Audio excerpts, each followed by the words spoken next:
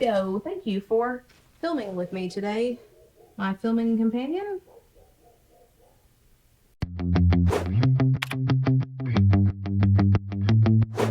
Good morning, Reptilians. Welcome and welcome back to the channel. I'm Elle, and this is Sterling, and this is Elle's Reptiles. This week we're doing a video sort of like the body language video that I did before for ball pythons, but this time we're only going to focus on the concerning body language. So this is body language that tells you that something is wrong with your snake. Obviously, your animal can't just tell you if they're sick, so it's very important that we pay attention to their body language in order to figure out if they are sick. This is obviously not an exhaustive list. Sometimes ball pythons do weird things and it's fine.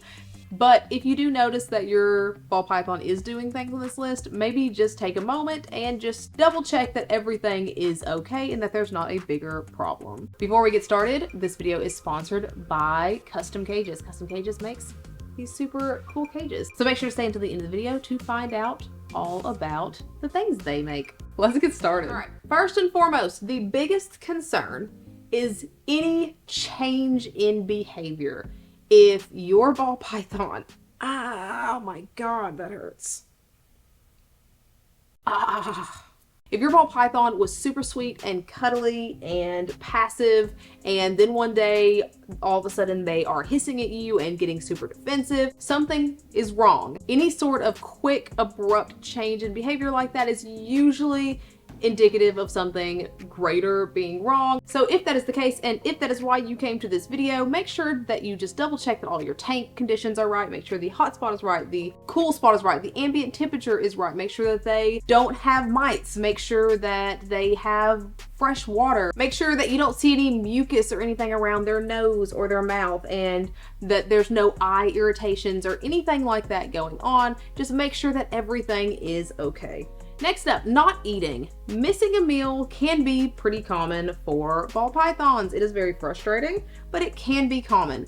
However, missing a lot of meals usually means that something is going on. Especially if they're normally a good eater, then you need to double check and see what's happening. But if your ball python has not been eating, multiple things that you should check. Kind of the same list as the last thing we talked about, but make sure the hot side is the correct temperature. If it is too hot, they're not going to want to stay over there. If it's not hot enough, they're not going to want to eat because they can't get warm. Make sure that your ambient temperature is a good temperature. Make sure they can go back and forth and appropriately thermoregulate. Make sure that they have a water dish.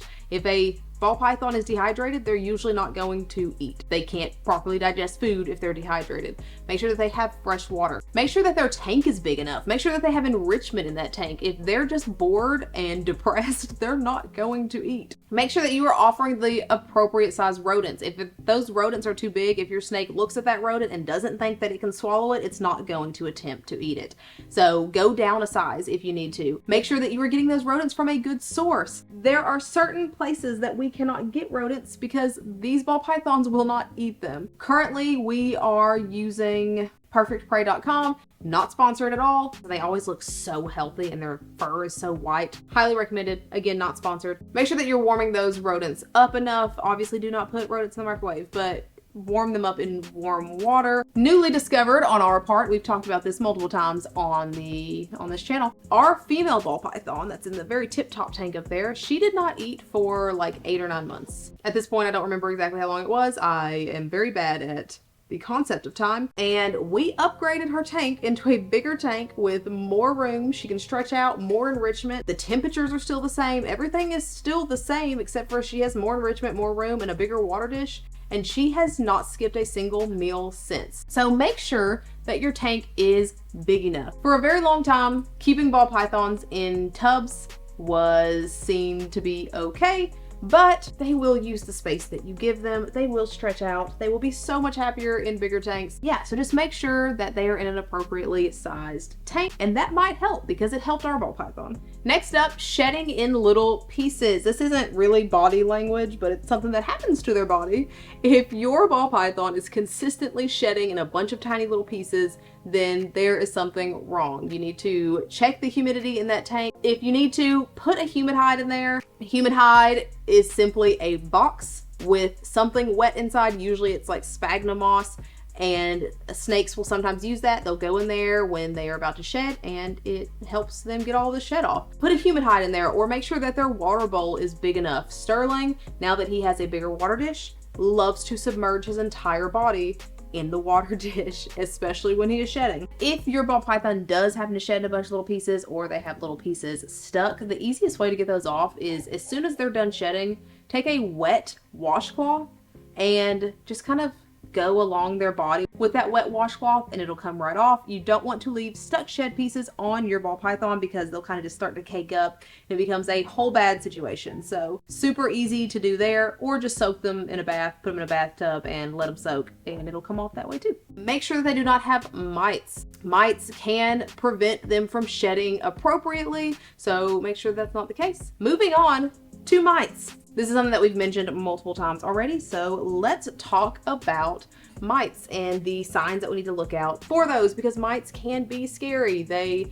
are tiny little bugs that get on your ball python and makes them sick. They are an external parasite. So the first thing you're going to look for is tiny little bugs. You're going to look for tiny little black or red bugs, especially around their eyes, around their nose, around their mouths, their vents, in between scales, and in their water dish. Definitely make sure to check in their water dish for tiny little specks. Speaking of that water dish, if your ball python has mites, they may spend a disproportionate amount of time in that water dish. They are trying to get them all off. They're itchy, they're uncomfortable, they want them off. Soaking in the water dish is how a snake will attempt to get mites off of themselves. But some of them, like this guy, will also soak in the water dish for several days at a time if he is shedding. So just kind of make sure that you're watching for more than just one sign. And if they are going through and rubbing their bodies on everything in the tank, that can be another sign of mites. Again, they are itchy, they want them off, they are trying to get them off. So really important, make sure that is something that you are checking for. For me, every time I clean those snake water dishes out, I check those water dishes, make sure they don't have mites, because mites terrify me. They can infest all of the animal tanks and it becomes an entire infestation, absolutely terrifying. So we want to prevent it as much as we possibly can.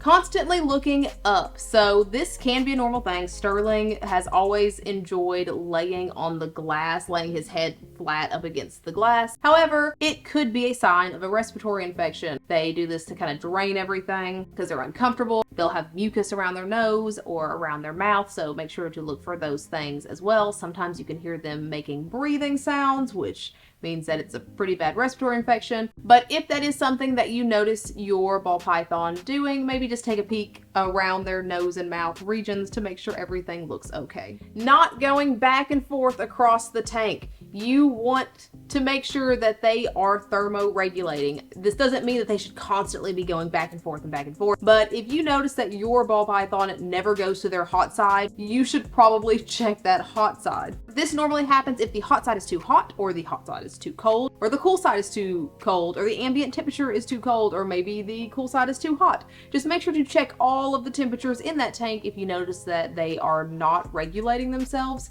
and adjust it appropriately. Sir, I don't want to squish you. You can't go back there. But if you've noticed that it has been several days since your ball python has left their hot side or left their cold side, then something is probably a bit off in that tank, and you definitely want to check it as soon as possible and fix it. Things being off in that tank can then lead to them not eating, which it just leads to a whole bunch of problems. So make sure that everything is okay in there. And these next two kind of go hand in hand.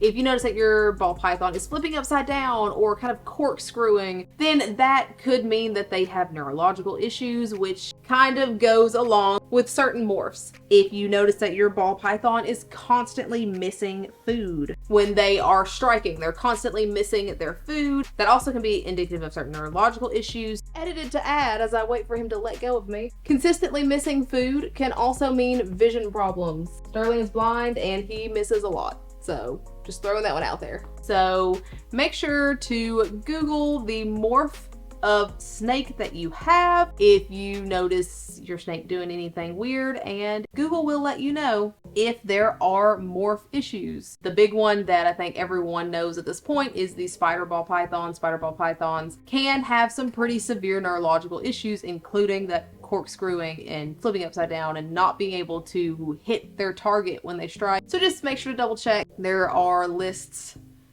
of morphs with issues online. If I can remember to, I will make sure to put that list in the description for anyone that needs it. Periscoping. We talked about this in part 1, and it is not a concerning behavior at all. He just hears dogs.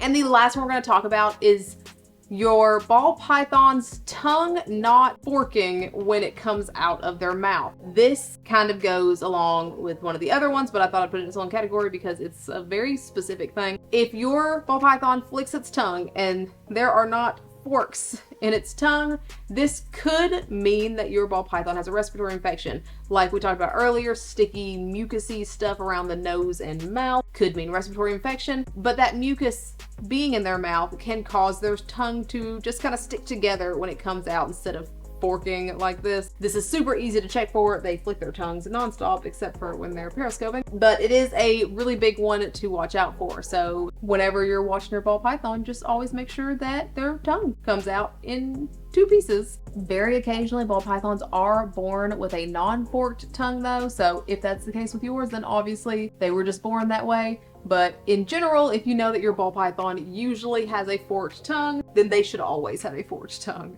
But that is it. That is all that I have for this week's video. Hopefully it was helpful, especially if you are worried about your ball python. If you are worried about your ball python, definitely make sure to find a reptile veterinarian and get them to the veterinarian so they can get checked out and treated appropriately. As I said at the beginning of this video is sponsored by Custom Cages. Custom Cages makes these awesome cages that this guy loves so much. They are really cool. They come in all different colors. I got this really nice dark gray black color and black metal. Super nice. I also got mine with built-in backgrounds, which is awesome because you can just wipe them down. They are laminated into the tanks. Super cool. You can, as the name suggests, customize them however you want, which is so awesome. So if you are looking to upgrade your ball python's tank or any animal that you may be looking to upgrade, make sure to check out customcages.com and they might have something that you like. Thank you so much to Custom Cages for sponsoring this video. If you have not already, please feel free to follow me on my socials and like, subscribe, and hit that bell for notifications every single time I put a new video, which is every Sunday and some Wednesdays. And this week's Instagram shoutout is here, and this week's subscriber shout is here. Thank you so much for liking and following and subscribing and commenting and sharing and all that jazz. You are the bee's knees. Thank you so much for watching, and I hope you have a fantastic day. Bye. Okay. We have a sterling. We have a sterling. Did before. Yeah. So make sure to check. So make sure to stay until the end of the video. So make sure to stay until the end of the video. You are so heavy. You're like snapping my wrist. I need to take food out for you to feed you tomorrow. I need to make sure that you are fed tomorrow. If they're just bored and, actually, we'll come back to that one. We'll go back to that one. So, oh, my back hurts. Okay. Back home you go. Thank you for filming with me today, my filming companion. Yeah. This thumbnail is probably going to be him underwater in his water bowl.